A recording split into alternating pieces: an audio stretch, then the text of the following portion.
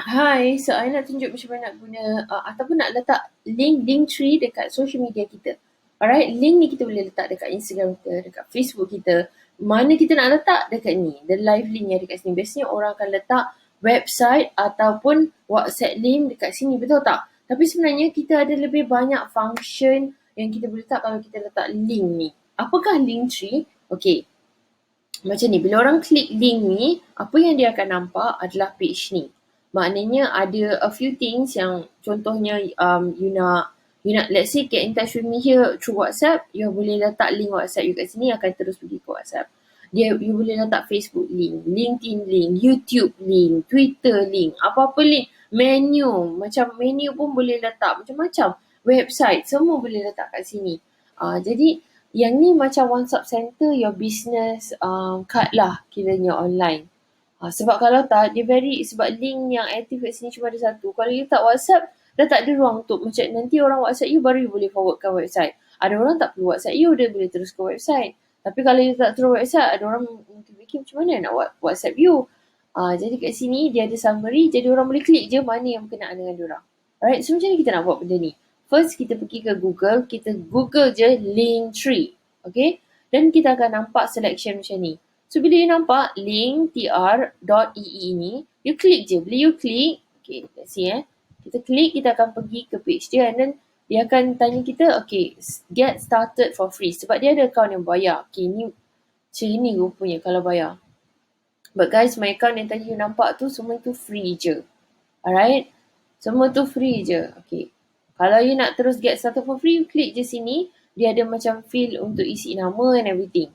Alright, so free, function dia lebih kurang sama. Okay, so this berbayar. Berbayar is $6 per month, which comes up to dalam 20-30 ringgit lah sebulan kalau ringgit.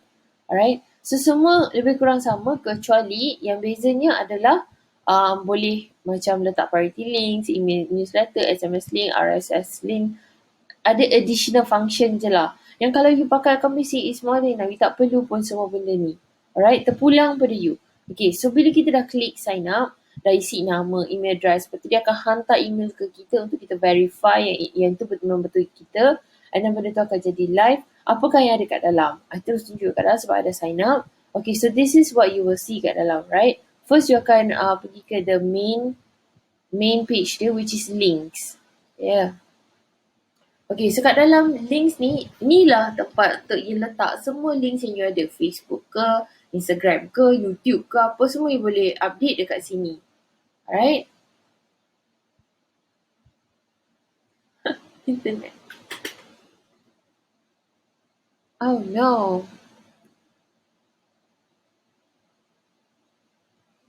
Okay. Yay.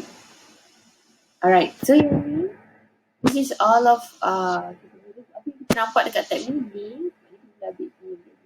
Kalau kita klik appearance, kita boleh pilih background dengan color button kita nak. Jadi I pilih one of the key macam layout sama tu lah, simple je. Okay? Right. So, let's say lah kalau I nak letak semua ni macam ini ke Facebook. Letaklah kat sini ni ke Instagram. Pun boleh letak sini letak Facebook.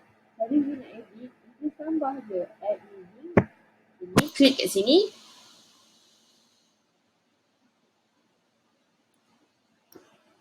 Dia akan keluar field baru ataupun button baru kat bawah ni. And you boleh letak website ke, menu link ke, apa tu, scheduling link ke, semua tu boleh. Alright?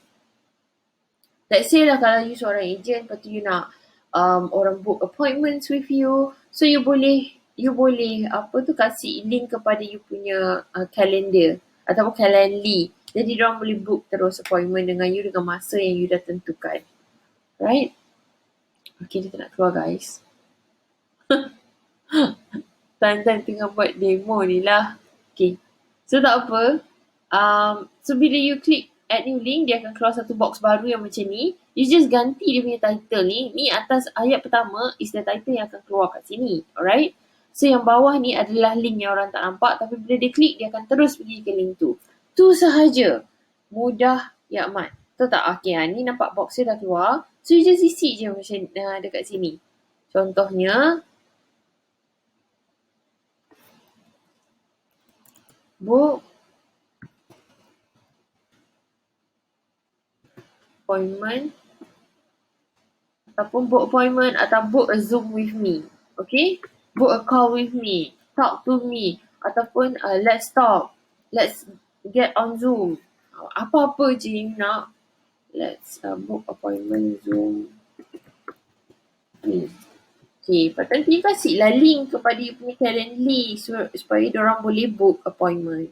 Okay guys? Alright. So, kalau you dah buat, just comment down below how is it for you. If you have any questions, just ask je dekat bawah video ni and insyaAllah I'll be there to answer. Alright.